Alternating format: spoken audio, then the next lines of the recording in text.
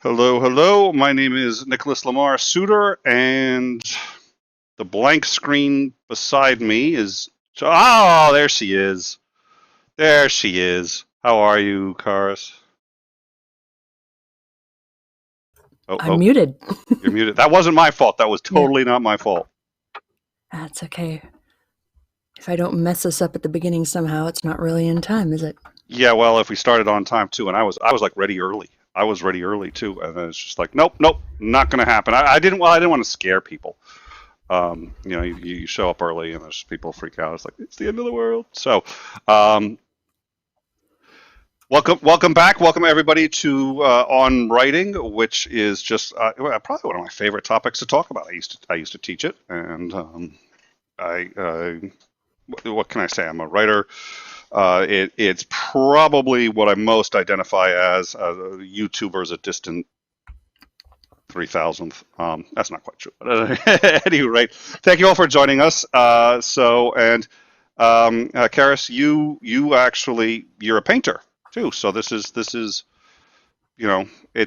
it's the arts. So I think hopefully we'll have and what I was thinking we could talk about today was drafting, which is I've one that I I've yeah. picked up a brush once or twice in my life. Yeah, yeah. Tell me, and I hopefully, if anybody has any questions, it doesn't have to be just on drafting, but I figured we could focus on drafting. I think for novice writers, it's a process that's not well understood, and everybody wants to skip it. Everybody wants to skip it. Nobody wants to do the drafting process, and I get why. I don't want to do the drafting process. Hemingway said, "All first drafts are shit," and your first draft should be shit. If it isn't, you've got a very big problem. And it's just, sure, we'll get into the hows and whys of that. Um, but And if you disagree with that statement, leave your comment in the side chat. yes, if you disagree with that statement, well, you can leave your comment on the side chat or post your hate mail to cariscrane@gmail.com. And I'm sure it will probably never be answered. But at any rate, um, I don't know what email is. I never check mine. yeah, I've gotten out of the habit. I just so much of it's just campaign stuff, and it's oh dear Lord, I don't answer my phone much anymore. I get my email. I check my email now once about every 8 or 9 days, and sometimes I've had problems.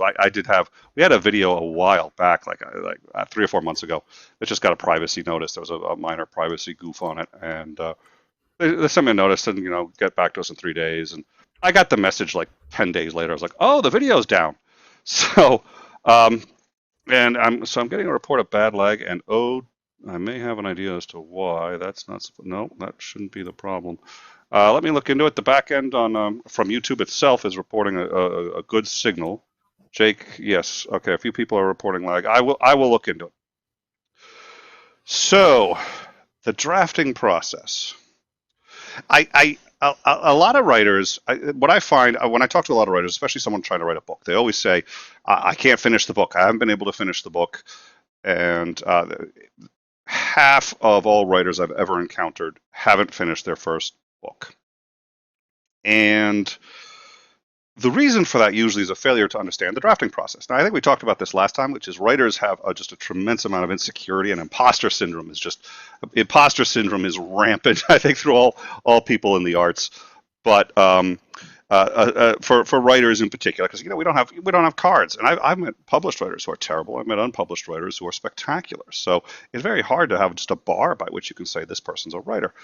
So when I was writing my first book, a science fiction book, and it wasn't all that complicated. It wasn't all that difficult, but I couldn't finish it. It was a year into it, and I'd gotten about halfway through, but that was the best I could do. And I found out that the reason it was the best I could do is because I was trying to write it well, and that was a big mistake. Big mistake. Don't try to write well. Very bad idea. At least not for your first draft. And I had a character in that novel. It was like the first officer of the starship, and actually I thought I was being clever because I made him like the second officer, and then I'd have the first officer killed, and he'd get promoted, and the captain gets killed, and he gets it was really clever. Trust me, just trust me on that. Um, no, I see that. No. Just repeat after me, Nick. That was very clever. Nick, that was very clever. I'm gonna bring the polls back, and I think we need like a 1 if you think that was genuinely sincere, and a 0 if you think that was not sincere in the live chat. I'm gonna in time is not gonna take an official position on this because I think that would be very rude and would be unprofessional. So in time I'll stay out of it. But In time, 0 in the side chat. wow, I don't know. I think somebody else may have gotten a hold of my children may be playing with the keyboard over that. I'm terribly sorry for that. It won't happen again. So at any rate, one of the things that you can do. So of what I was doing In was time, 0 in the side chat. what? You already told us. Thank you. He did So it again. it did it again. Would you get back on topic? Oh, wow. That's really weird. We'll look into it. So at any rate, say, is Nick sincere about we'll look into it? 1 or 0? No, I think we've done enough. We've done enough polls for now, I think. So I had I couldn't finish the thing, and somebody told me that my problem was I was trying to write well, and that didn't make a lot of sense to me. I was like, well, should I try to write poorly? He's like, well, no. Here's the problem. You feel self-conscious as a writer. You're not mature, real mature. I also have a fly harassing me over here, so Yeah, I'm a bit I don't. distracted. I really don't appreciate you calling me. Well, okay, fine. Guess I'm not up with the kids lingo today, but all right. So he said, look, you're trying to do a good job, and the problem is because writers are so insecure about their skills. It's like you're anticipating someone's going to read this, and you don't want it to be bad, so you're censoring yourself. You're blocking yourself. You're not doing the things you might want to do, and you're not experimenting. You're not playing with it because you. Oh dear Lord. We have trolls in the live chat now. This whole show is just headed south. I don't know the quality of the. We're gonna have to talk to somebody about all of this, but at any rate, so you're censoring yourself, and you're not allowing yourself to be creative. You're not allowing yourself to experiment. You're not allowing yourself to do anything original because you're afraid of what's going to happen when people see it. He said you need to do 2 or 3 things. First, promise yourself Assume nobody's going to read it. Yeah, well, not only assume, promise yourself you're not going to let anyone read it. So for your first draft, say, I will never allow anyone to read this. Not your wife, not your kids, not your. If you decide you're going to burn it afterwards, fine, do that. But promise you're not going to let anyone read it. Second, don't try to solve any problems. Now, what I had done was the first officer that needs to die so that my guy can get promoted and all this other stuff. The main character can get promoted. And I killed him in chapter 3. But when I got to chapter 5, I said, I should kill him here. So I go back from chapter 3 to 5, and I rewrite the entire thing. Get to 5, kill him there. 6, 7, get to chapter 7. And by the time you get to chapter 7, I realize, I should kill him here. So I got to rewrite 5 through 7. Get to chapter 12, I realize he really should. If he had died on 3, it would have made all these other chapters so much better by the time I get to chapter 12. So I go back to 3, rewrite the whole thing. And I had spent a year doing that. And I'd never gotten past chapter 12 or 13. Just hadn't happened. Couldn't get past it because I kept changing everything. So, the problem is you're trying to have a cohesive story. Well, that's really stupid. Faulkner said, how do I know what I want to say until I read what I write? You don't even know what you want to say yet. You don't have the whole story. It's impossible to keep the whole story in your head. You can keep most of it in your head, but you can't keep the whole story. You need to write it out, and then when you look at it, you'll see what's important to you. But you can't do that until you've written it. And just the process of writing it, you're going to have to make these decisions, and that will tell you what's important to you by the decisions you're forced to make and how you answer them. Don't try to solve any problems. If you don't know the name of a character, just say YYY, XXX, ZZZ, the whole, just whatever it takes, fill in variables and use them by that. Don't try to find the name yet. You can find the perfect name later. Once you know who this character is, name them later. Don't look for the ideal words. Don't try to get the perfect sentence. Just write. Produce as much as you can, and throw everything out there. Any idea that you get, if you want to just put it in, just put it in. Just throw everything but the kitchen sink. Throw it in. So I looked back at this thing, and it was this. I had like 30 different drafts, and I had never gotten past about chapter 15. And so I'm looking back at this thing, and I was just like, okay. I sat myself down. I said, under no circumstances am I going to show this to anyone. And it was immensely liberating. All of a sudden, I didn't have to worry about punctuation. I didn't have to worry about, I just had to worry about what did I want to say and committing it to the paper. So I went and I killed the guy. Brainstorming. Yeah. It's. I think that's exactly right. And I think that's really what your first draft should be. So yes, I'm aware I'm being trolled in the live chat. I'm gonna get to it. I'm gonna get to it. So I let's see. I got into I got to chapter 3. I killed the guy. Chapter 4. I know I might want to kill him again, so I just continued as if nothing happened. Everybody's just like, hey, you fell into a plasma streamer last. Nobody mentions it. It's just they just blow off the fact that he just died and now he's back. Kill him again in chapter 5. Kill him again in chapter 7. Kill him again in chapter 13. Just keep killing him. And about halfway, he's done and he's never coming back. And then I finish with the whole book and get to the end. And it took me about a month and a half to actually finish it. When I was writing it, and I finished it. I had no problem finishing it. Now, if anybody were to read that thing, they'd think I was schizophrenic, and they'd be sitting there going, he's the worst writer ever. But by allowing myself to do that, I got to the end, and when I got to the end, I discovered something. And do you want to hazard a guess as to what I may have figured out by the time I got to the end of this, or are you gonna be trolling me more in the live chat? I figure out which is. I haven't done anything. I don't believe you. There, a lot of zeros have come up into the live chat now. It's almost as if people don't believe you. Well, another question was whether or not Nick was sincere. But what was it that you discovered after you finished your rough draft? I don't recall the second question. Our video may get edited. I may go back and look and see if that question was in there. I don't recall it. So, yeah, I'm not entirely sure what's causing the lag. I shouldn't have. I'll take another stab at it. But we're now actually getting a small report from YouTube on the back that there's some lag. So, and I have one idea. I think one setting is off, but I can't fix it once we start. But I'll see what I can do. Thank you guys. So, no, what I discovered was that actually, like I said, the character. I'd put the character in. So, because I didn't want to be quite so trite as he's the first officer and then he gets promoted. So I wanted him a little further down the ranks. The first officer dies, he gets promoted there, he gets promoted again. I thought that was a way to just sort of mix it up. But the reality is that character had only one job in the entire book. And that was to die. That was his job.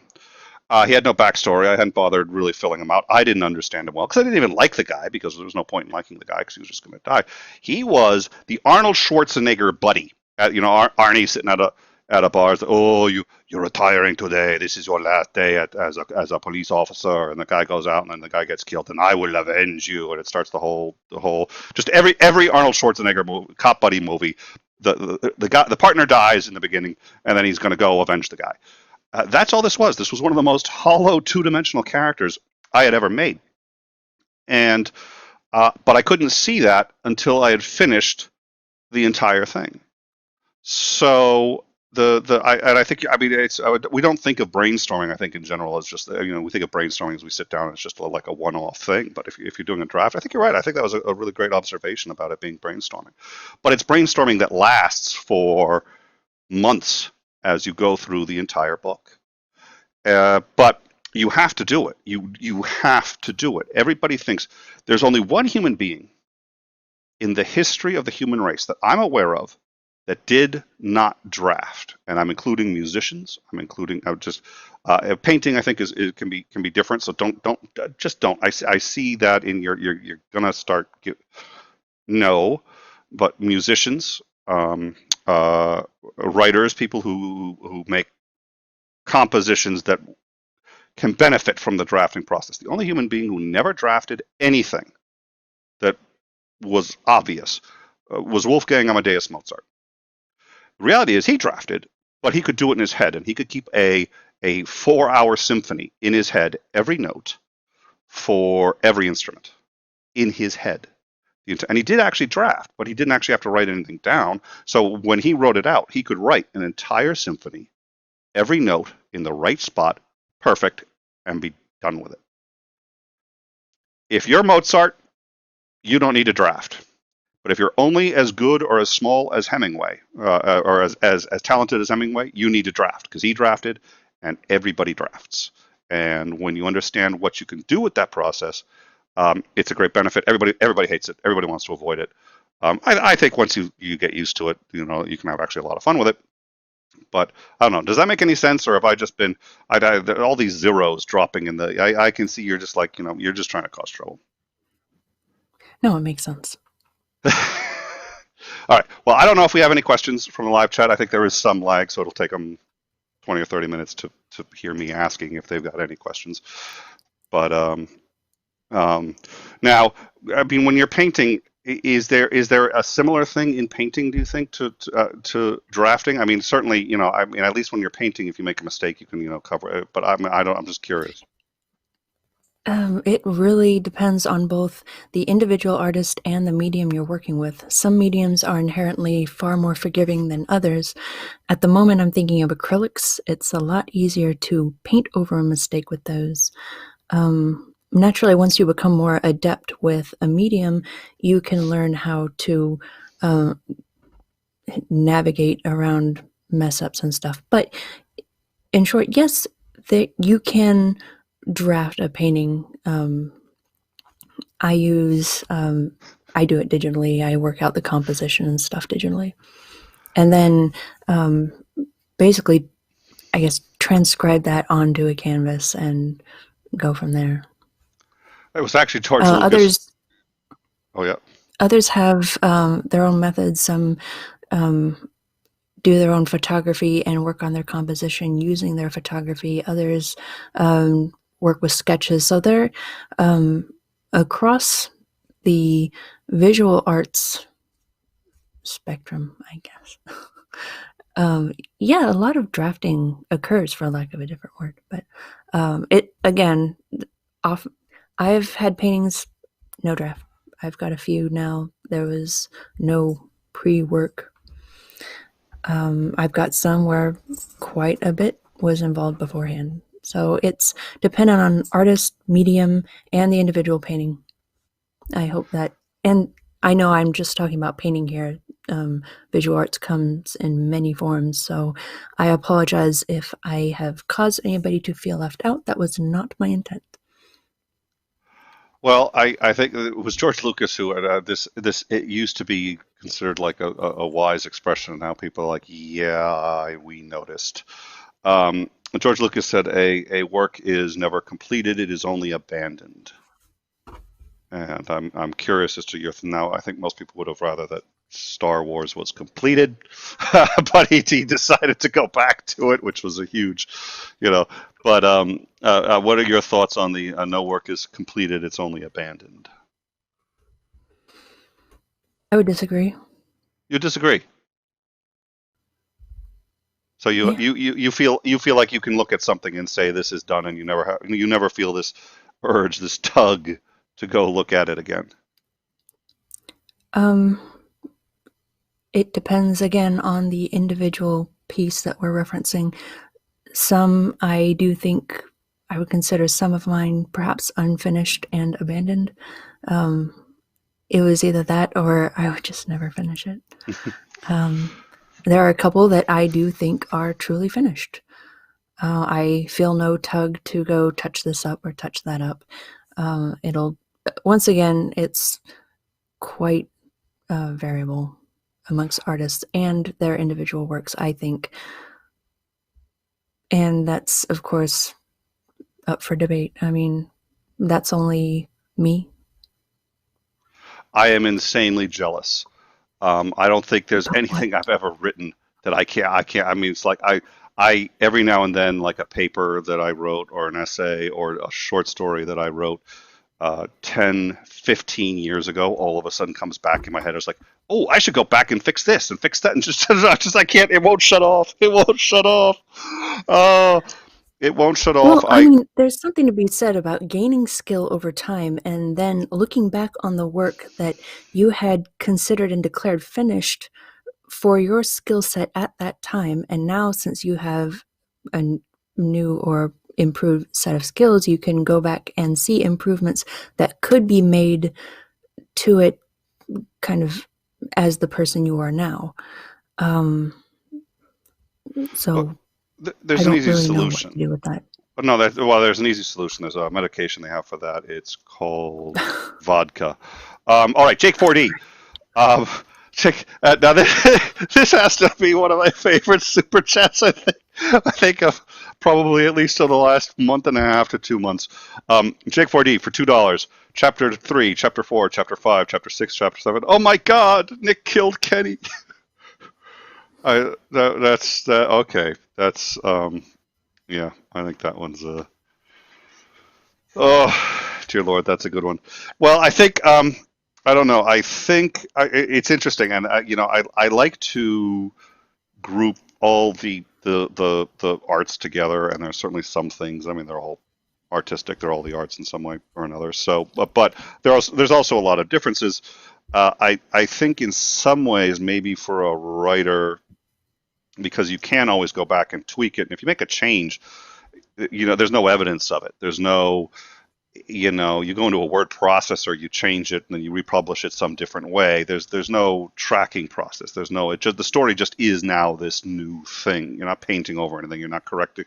It's just, it's a bit of a bit more of a ubiquitous platform, and I think that also lends itself to another quote. Wow, I'm quote filled today. A true artist revels in that art in every act they do.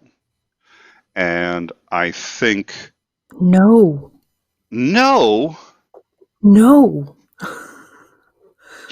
I don't want to be in my art in every single thing I do. I want a freaking break.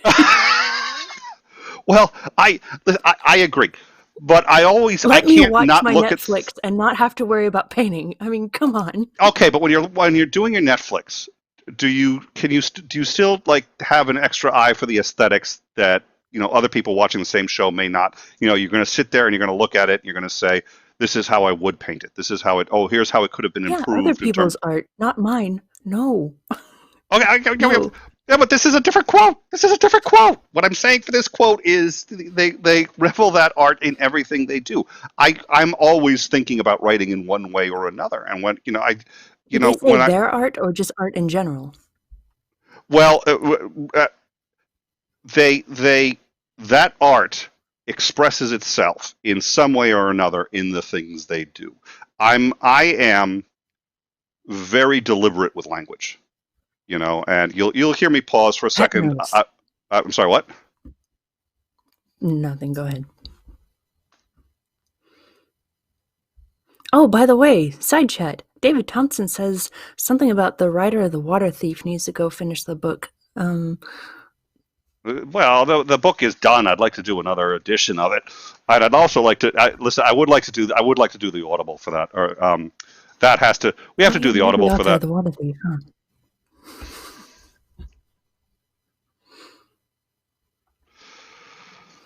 I was going to say what I really need is a co-host that respects me, but I just realized I'm going to have to dig pretty far to find someone who's going to fit that bill. So, oh dear Lord. Nick.exe has stopped working.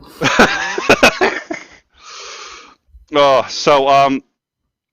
Well, listen, I've got a sequel to The Water Thief I've been working on, and I've got, but that's difficult. That's really hard. That's like doing a sequel to Inception. I mean, it's like by the time it's done, there's no way to do another one without completely undoing everything you've. If you read The Water Thief, it's like by the time you get to the end, you're just like, there's nowhere to go from here. But yeah, I do. I want to work on that. You know what? I say to myself when I get a break from doing the YouTube work and all that other stuff. Oh boy, am I going to write? But between educating the kids and doing all that other stuff, yeah, probably in the next decade or two. Um, if Trump could stop making breaking news, that would really make my life easier. So, talking about an error has occurred. Talking about desync, yeah. So it looks like for some reason, and this is there's a what is it, a keyframe rate, and the keyframe rate is supposed to be 2. For some reason, it's 3. I don't know how or why that happened, and I don't know what that does to the signal actually, because I'm not an engineer. But apparently we've got the wrong keyframe, and I know how to set it. I don't know how it got set to the wrong. I'll deal with it, but hopefully, I would like to add a disclaimer because the not, art not, that you've seen, I'm oh not yeah. formally educated. So if there are things that I'm saying that demonstrate this clearly, I also apologize. Oh, thank God. No, I thought your disclaimer was going to be I'm not associated with In Time in any way whatsoever. I'm here as a favor Oh, to Nick, and I don't, it's just like, please don't. We got the YouTube is drunk. That is the other thing, which is, by the way, when we start getting like some random weird stuff with YouTube, I well, I do wouldn't actually tell them that. well, I genuinely understand the instinct to blame me, and really, honestly, that's usually a good place to start. I mean, just start with Nick screwed something up. We got a hot mic, we got a bad intro, whatever the heck has happened. Start with me. Well, we But have to take the exceptions into consideration. well, that's what I think. I think we may be in one of those rare exceptional circumstances where YouTube may be, um, acting up, and so it has nothing to do with me. It has However, back to happened. drafting. Yeah, good idea. And we also have another question. I do want to say one other thing. I did do the Franken stream, which was a stream that was supposed to be a half hour long, and then we ended it, but it kept broadcasting. And so 8 hours later, it was still going. We had to wait till YouTube actually hit the maximum recording time of that. We couldn't. It was that Franken stream was. I'm known for doing this stuff. Jake 4G, do I have to finish Atlas Shrugged to enjoy the Water Thief? Nope. It's. I wrote the Water Thief in such a way that if you've never read Atlas Shrugged, if you have no idea who Ayn Rand is, anything like that, you could still enjoy it. It is written a lot in the style of Ayn Rand, and there's a deliberate reason for that when you start to get into the book.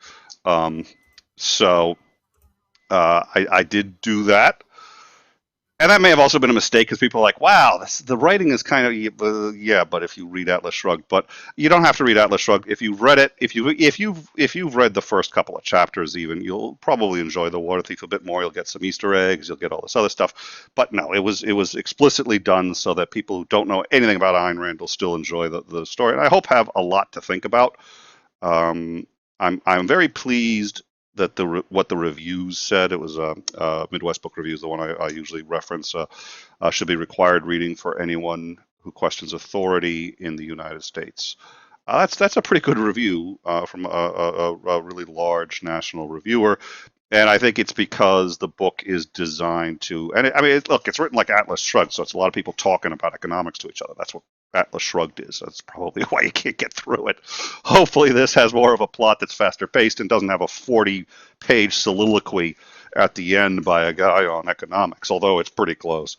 So, nope, I mean, you can enjoy it, and you know what? I also, you know what? I try to send, if somebody wants a copy, and I send off an autographed copy. It's whatever, but yeah, we can, and at some point we should probably actually just do a show either on the book or the principles behind the book and or Ayn Rand. I think that's a whole nother thing. I do think that. I mean, that's another actually example of the drafting process that I think was very important. The first 4 or 5 drafts of that one I think ended up having 7 drafts. And that's a lot of writing. And that really just sucks. And that's why people try to limit the number of drafts that they do. And that's a really good instinct. I understand that instinct. I have that instinct. I think you need to avoid it. And I think if you let yourself write, you will instinctively figure out how many drafts you need based on the actual process of writing. Is a process. It's not a conclusion. People think it's a process. The conclusion is what happens if you just keep up that process long enough. But there was another story. I'm just filled with stories today. I think I'm going to Well, before you try start to on that drive one, I Charles to guess I have a drink. question. Yes, please.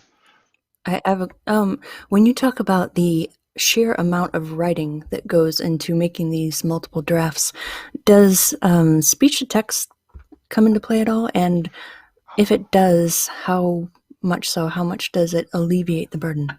That's a really good question. If you're going to write at all, I suggest getting a genuinely good, solid speech to text device. I use Dragon Naturally Speaking. Now I haven't tuned it in a while because I keep changing mics. You got to retune it with the mic. But when it's properly tuned, I can speak as quickly as possible. And I've done this. People in the Discord don't believe me, so I'll go into the Discord and I will dictate, and they can hear me and they can see it dictate. And I can speak as quickly as possible, and as long as I use proper diction, the thing can hear me, and it gets it right. And it has over a 98% accuracy rating, and knows words you wouldn't believe. But here's the problem. I'm not sure. I would love to speak to a psychologist about this, and I would like to understand more about the mind at. I heard Go ahead. that. I'm sorry. I'd like to speak to a psychologist about my choice in guest hosts and people I bring on the show. I'm a glutton for punishment, apparently. I think I'm a masochist. But that is, I'm sorry, that was just, speaking of, that was just me drafting. I was drafting my next statement. Uh, so the I don't thing have a about nail file, so there is a problem with voice dictation, which is what I find is that when I'm really trying to write, I don't think as quickly as I can speak. And so suddenly when I'm using the voice dictation, one of the funny things about the voice dictation, one of the things they tell you with it is don't speak in individual words, speak in whole sentences. And the reason is because it does have a grammar engine. And so words that it can't quite identify, it can tell in the context. But if you pause mid-sentence, you really can screw up the dictation, which means either you have to think about what you're going to say before you say it and then you say it, or once you start talking, you just have to commit. And so there's a few other problems. So what I find is for the first draft, it's absolutely indispensable. The closer I get to, and then I'll use it for some editing. So if I have to edit a whole paragraph, I'll think about. I will have to, and even now, you hear me pause in the middle of a sentence, and I'm thinking, what is the precise word that I would like to use? And the voice dictation doesn't deal with that well, and it ends up actually you very quickly have to get off of it as a tool when you're doing real writing. And in the end, I can't, when I write at about the speed that I think about the sentences. And I'm very curious, this is why I want to talk to a psychologist. I'm very curious if my brain has actually trained myself to, my brain has slowed down to my typing ability, or if it just so happens that, my typing ability is about that. I don't know, but I can't come up with a good sentence faster than I can type one. I really can't. I would can't come say up it with a real one, hasn't I should say. because the majority of DMs I get from you are voice to text, and they're usually quite long. Yeah, but that's just because I know it annoys you. And fast. Yeah. Well, that is true. I will say this. I do, and it used to happen by accident all the time, and then I got to pause and wait because, of course, nobody else is on voice to text. But I do like it, like when somebody's really annoying me, and I don't know anybody who does this really very often. But for the regulars, I don't talk to them until I switch on voice to text, and I'm just like, I was thinking, here's my boom, boom, boom, boom. And then they just start on an answer, and there's just like 20 lines after that. It's just it's nice. It's nice. It's hard for people to keep up. What can you do? It's just if you want to keep up, Today get we voice to learned that Nick text. is a troll. Okay. What other tools are at your disposal when you're working on drafts? It's a tool. It's not.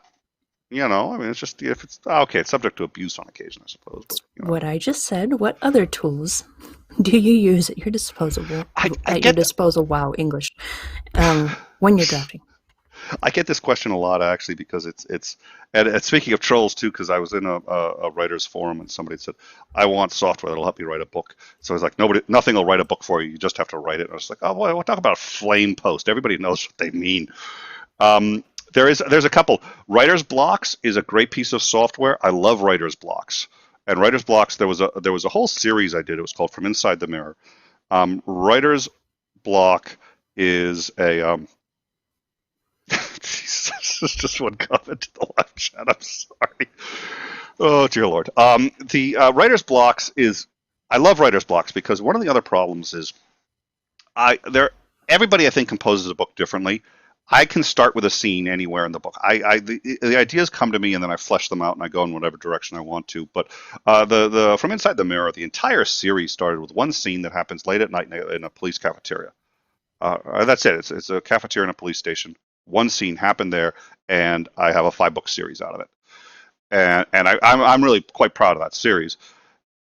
But in any given book, you have all these scenes, and you don't know when they're going to have to. And especially if you're putting together like a police procedural or something like that, you don't really know always what order the scenes are going to have to come in, how you're going to want to do things, and you may have the overall arc, but there are going to be scenes that can within just next to each other. You could swap, put one before the other, and on occasion, one scene that could move from the beginning to the end to all this other stuff. What writer's blocks it's just a tool for laying out scenes, and then you can organize them almost like post-it notes. Only I got like 300 post-it notes. I don't only have post-it notes. I like just write on like anything I can. I got 3,000 notes everywhere.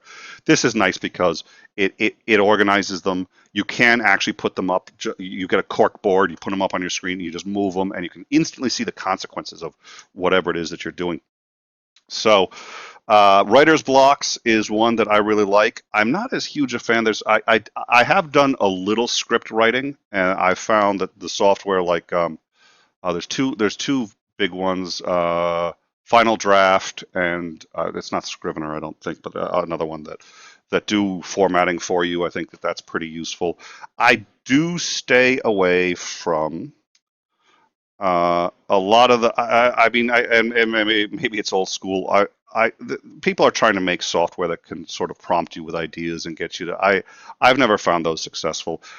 What I usually get is an online thesaurus, and the online thesauruses are spectacular. There's one called Master Writer, and I love that one. I love Master Writer because that one is the most comprehensive thesaurus I've ever seen written or online, and it lets you choose words that are sort of not even synonyms, but they're further related, more distantly related, but they still are related in some way, and that can actually spur new ideas because you can put in a word that you think is going to be pretty good, and then you get a word that's different, and you realize if you put that in, you could change the whole tone of the sentence, change the whole tone of the paragraph, and then go to so that one, that's not like my magic wand, actually.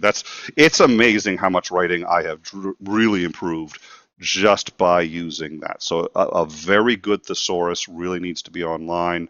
Something for organizing my ideas, writer's block is one that I really like for that, and then the voice dictation, and that's usually, and of course a good editor. Now there's Scrivener and other programs that will organize a book for you and will organize your characters.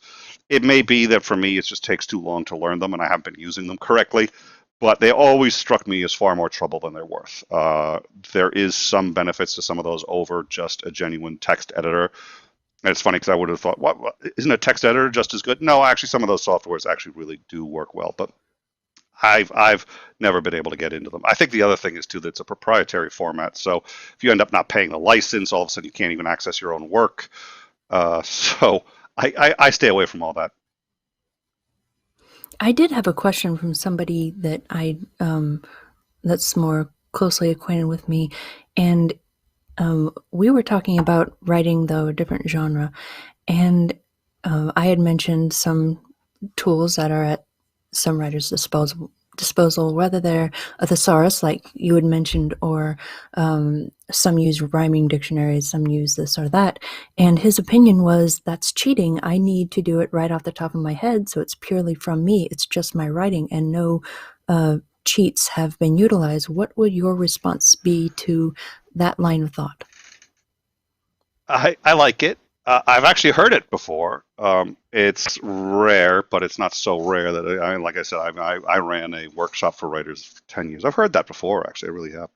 My answer, though, is that that's not true. If you're going to build a building, you could sit there and say, well, I have to just use my own two hands, but it gets very hard. You can actually do it, but it's really, really hard without a hammer and some nails. Oh, Now, that's funny. That's parallel to the example I gave. So, oh yeah, yeah. What was the example you gave? hammer. Oh, a hammer and nail. Okay, well there you go. So, you need tools, and here's the thing. What this is, okay.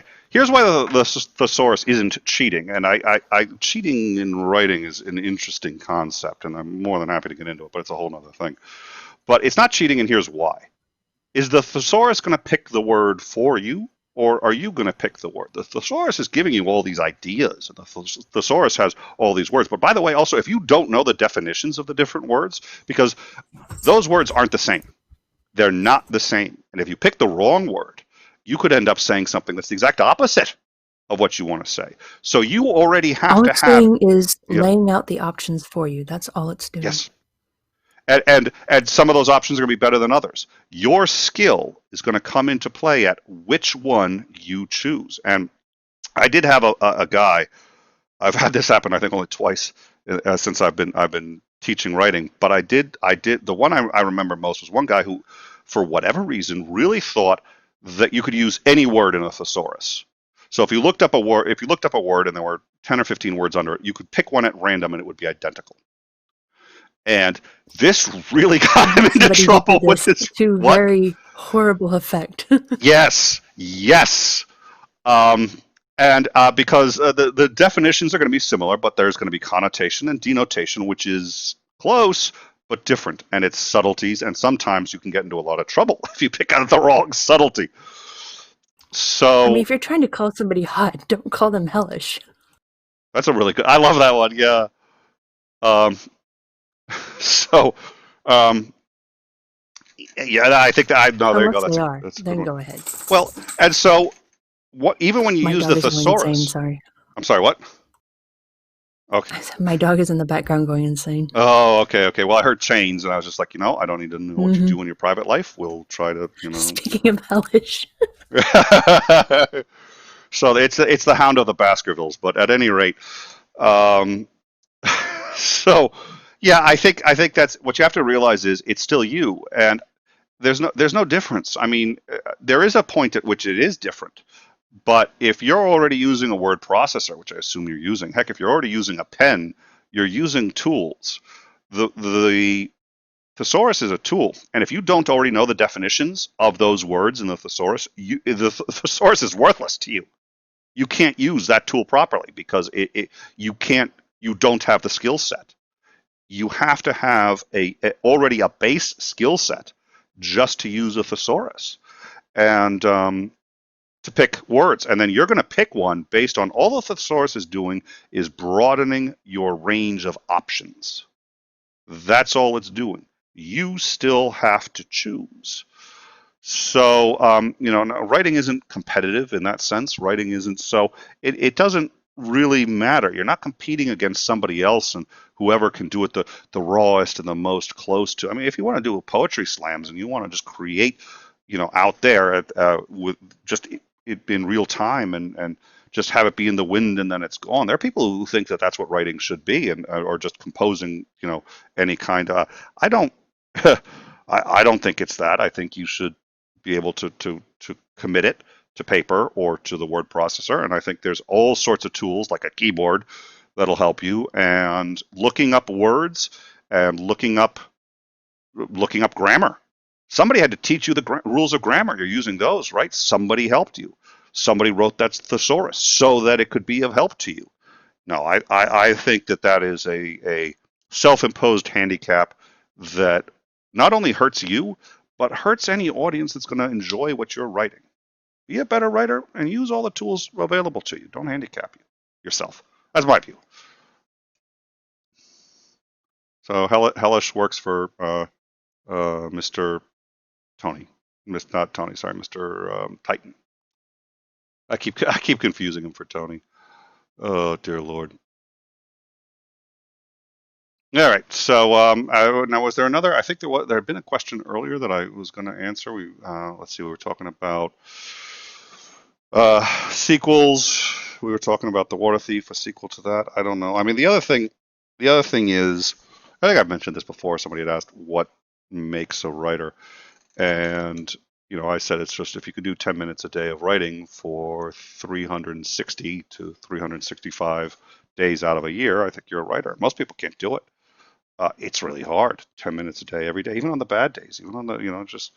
But in my view, um, I think it was actually Mark Twain, Samuel Longhorn Clemens, who had said the definition of a writer. Actually, he said two things about the definition of a writer. First is the definition of a writer is someone who can't stop writing, and I think that's true. I have taken a bit of a hiatus.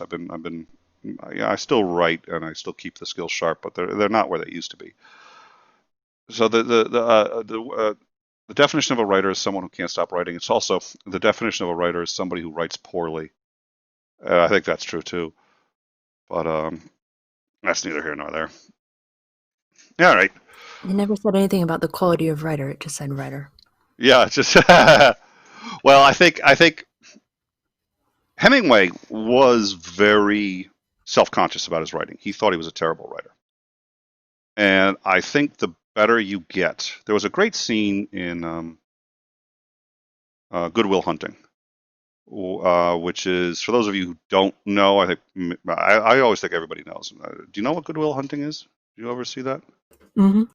Okay, so the genius, and he's a genius mathematician, and he's destroying everybody in math, including professors who've been doing it all their life. And at one point, he has a proof that he did, and the professor just loves it, and he burns the proof, and the professor falls to his knees and says, there's only a handful of people who could tell the difference between you and I, but I'm one of them. The better writers, almost nobody could tell, really. It takes a skilled writer to tell the difference between the top writers and to be able to identify one of them, just by reading. Sometimes it's just a word. And you're just like, I know who wrote that word. But and so they become very self-conscious of it, because the better you get, the more it magnifies the tiny differences between you and somebody else. And it's a law of declining returns. Here's the other here's the downside of drafting, and this is important, and this is really worth noting. I do think that for the most part, a work is never completed; it's only abandoned. And you do your first draft, and you've thrown in everything but the kitchen sink. You've got the guy that dies 16 times in the one book. It's unpublishable that way. Nobody's going to want to read it. You got problems, but you go through, you clean it up, you do another draft. You realize there are more things you could clean up, another draft. You start to really polish it, another draft.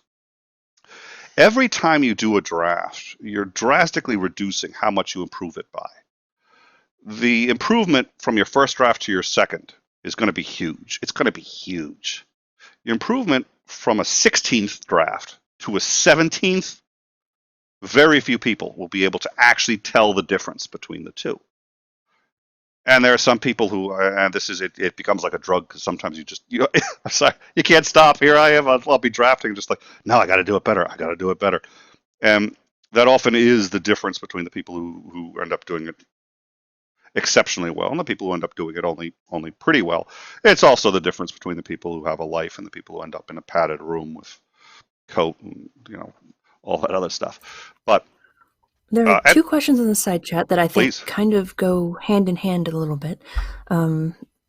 Titan asks, are writer and author synonymous? And then Jake 4D asks, I write at least 10 minutes a day between Twitter and YouTube comments. Does that make me a writer, Nick? No to Jake, and to I'd like to just see, because it's not necessarily conscious writing for the sake of writing. You have to be writing for the sake of writing, not writing for the sake of either arguing or something. It has to be a conscious 10 minutes. Yeah, it has to be. And what I tell people for that 10 minutes too is you have to write about something. And I'll have people say, well, I don't know what to write about. I said, well, write about your asshole coach who's telling you have to write about something. Like, well, I don't want to write about it. Well, but write about something, but sit there and write, not for anybody else, just write. Write about your curtains, write about why you're mad at Trump, write about, you're not trying to communicate it to someone else, you're just trying to write. So you have to be in the process, and this gets into Titan's question, which is a good question, difference between a writer and an author. All authors ostensibly are writers, not all writers are authors. You can write. And I think it depends also on, because you can equivocate over the language of author. Somebody could say, did you author this email? You know what I mean? Well, they're not actually an author, but you can still use author as a verb in that sense. But in terms of the noun, author, usually all authors ostensibly and sort of a priori, I think, have to be writers. You can't be an author and not have written something. But I think plenty of people write things and aren't authors, and they can write. Somebody who writes poetry is usually not considered an author. Again, you could say they authored the poetry, but that's not. I think also people who don't publish it. Again, it depends. Sometimes people just think an author is somebody who is published, and I've seen people use it that way. That's not necessarily entirely unfair, but um, usually an author is considered to be somebody who is published or who wrote a large work. If somebody just writes Nick, I small think a essays, published poet is considered a poet. well, yeah, well, but there you go. So I stand corrected. So yeah, but not. I don't think. I will say this. I will stand by the not all writers are authors, but all authors are writers. At least in the sense of author that I think he's using the term. Squares and rectangles. Yes, thank you. See, exactly. All squares are rectangles. That's true. Um, no, that's a very good question. Anyways, let's see. I don't know. I was off quoting. I know too many quotes about writing. Wonder. Well, a lot of people. The other thing that I think I said this. Hemingway should. Oh yeah, Hemingway said that. No, Hemingway also said no. And this is people get intimidated about going into writing. This is the sad part. This is really sad. For the most part, anybody can be a writer. There's probably a few exceptions, but not many. Generally, if you're willing to work at it, anybody can be a writer, and most people can actually be a pretty decent one. But people take a look at Hemingway and they take a look at other people who've had this huge success and they say, well, I'll never write like that. And that's not only probably true, but it's probably a good thing. But Hemingway did say nobody should ever try to dissuade the public at large from the false notion that they were born great. Hemingway had to work his ass off. And if you read his early work, it's terrible. Of course, it's terrible. He had to learn. This is a learned skill. But anybody who's good at it makes it look easy. Like all things, they make it look easy, and you can just bang out something. You've seen. Okay, yeah, I've sent you the occasional wall of text. Like I mean, it's only like. I think we should probably get into the definition of occasional. Only on the occasions that I contact you. Sure. There you go. So I send the occasional wall of text, and I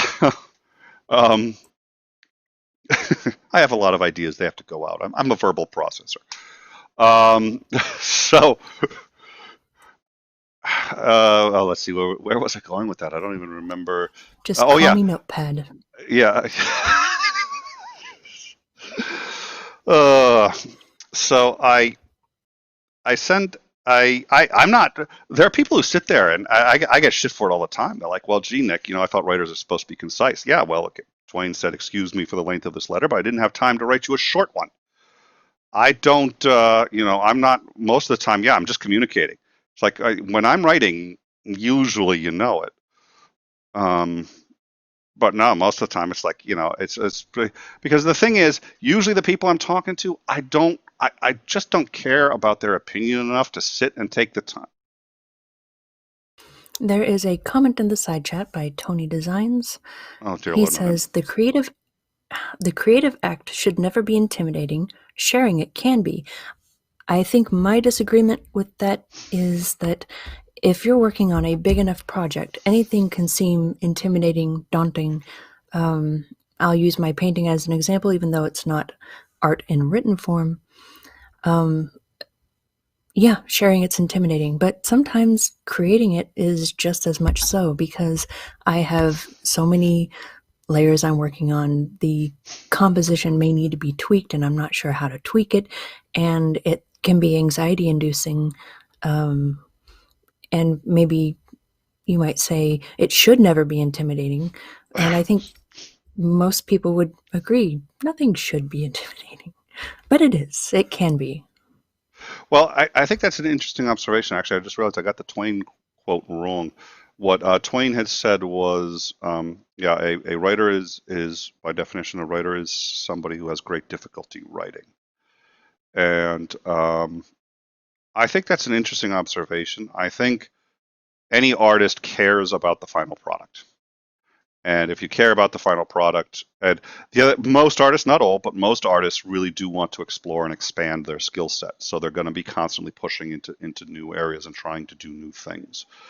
And yeah, I think some of those are going to be intimidating. But I do like Tony's point in regards to, I think some people find the idea. So I mean, the number of times I've heard, "Oh, I can't write," I find that really frustrating because I do think that that actually is true for a very, very small set of the human population, but it's very small, and most people really can actually write and write pretty well. It just takes practice, and the people who are good at it make it look easy. And again, I can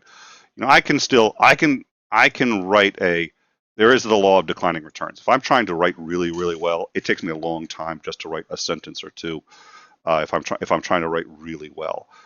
But if I'm just trying if I'm committed to just writing pretty decently and going forward, I can write good sentences. I mean, just really good, solid sentences, professional writer level sentences. Just I just have to be present while writing, and I can do it. And people take a look at that and they say, "Oh, wow, it's like it's concise. I can see it. I can read. You've got a full structure, the whole 9 yards." Yeah. Do you know how many years it took for me to get there? Years. Um, and anyone can do it. $5 super chat from Oh, Jake 4D. He says, "We don't need the next Hemingway. We need the first you." I like that. Thank you, Jake, very much for the super chat, and I think that's right. Absolutely. And there is oh, you probably don't know this. I was also an actor for a while. Oh, Oh, you actually, I think you do know this. And then I was one of the bad guys in the next Karate Kid. That's a long story. Um, but with Hilary Swank, the whole 9 yards. That was a. But um, there was a kid there who really wanted to become a huge major actor, and they're like, well, here's the thing: people think it can't be done, but Denzel Washington is going to be around forever, and there always has to be fresh blood. There's always room for people coming up. There's always room for people coming up. Now, people who know me know I have the my will as a writer broke for a little while with the publication of 50 Shades of Grey. I'm not kidding. My will broke. I because I saw it in the bookstore once, and I opened it up and I just started thumbing through it, and you know what, I do think that it takes all kinds. I think there are people who are going to really enjoy that material, but just as a writer, and I'm just sitting there going like, oh dear Lord, I don't care if it's pornographic or not. I just care about how poorly written it is.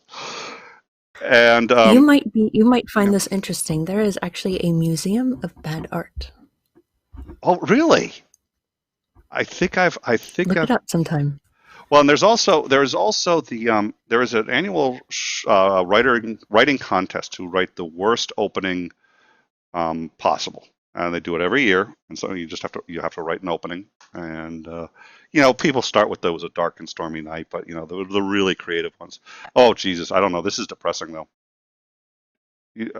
Hemingway won a short story contest, and it was the story was 6 words. He was told to write a story in 6 words. He won. It was for sale, baby shoes, never worn. I know, I just brought the whole mood down. Sorry, but it does. That's Hey, skill. look at the time. Yeah, hey, look at well, and actually, it is. It is. We're starting to wrap up, but I do want to say he's absolutely right. Um, the world benefits not from forgeries or cheap imitations of the people who've done it first. The people who are trailblazers, who go do new stuff, are the ones who try to find their own voice. And I'm not going to say anything quite as pithy as everybody's got a voice that's going to. Everybody does have a voice. Not all of them are going to be a huge success, but everybody is going to find greater success and happiness following that voice. And that's not to say you don't see how the experts did it, you don't try to emulate them. Good writers borrow from the writers who came before them. The great writers all steal outright. But you need to include plenty of your own voice and make sure that that's what you're sticking true to. And at some point you'll get, and you know what, it's funny. I'm doing a YouTube channel. It's not all that different. We don't need to get the greatest number of subs. We don't need to make the most money. We don't need to. What we need and what I want is to have people who genuinely enjoy the channel for what it is, for what it does, and who keep coming back for that. And it's not everything. It's not going to be everything to anybody. And it's not going to be everything to everybody. It's not. Those. I don't think those are good goals. I think the best goals are to do the best content that you can, whether it's YouTube or anything like that. I like that. Jake 4D's on fire tonight. Jesus, those are some good. All right. Well, I think barring any other questions, or is there anything else, Charles? Was there anything? Charles, I really do. I'm gonna. Never mind. Was there anything that you wanted to? No. Okay. All right. Well, thank you all very much for joining us. You called me Charis and completely obliterated my will to ask questions. Oh, dear Lord. Well, to be fair, I had known you for months just by the name, the written name, and every time I'd seen you on a stream, nobody ever used your name. It's not my fault. It's not my fault, man. So I feel like it's not my fault. It's just not. All right. You'd think no, but that's why we have the Char Bear. Your fault is a hard sell.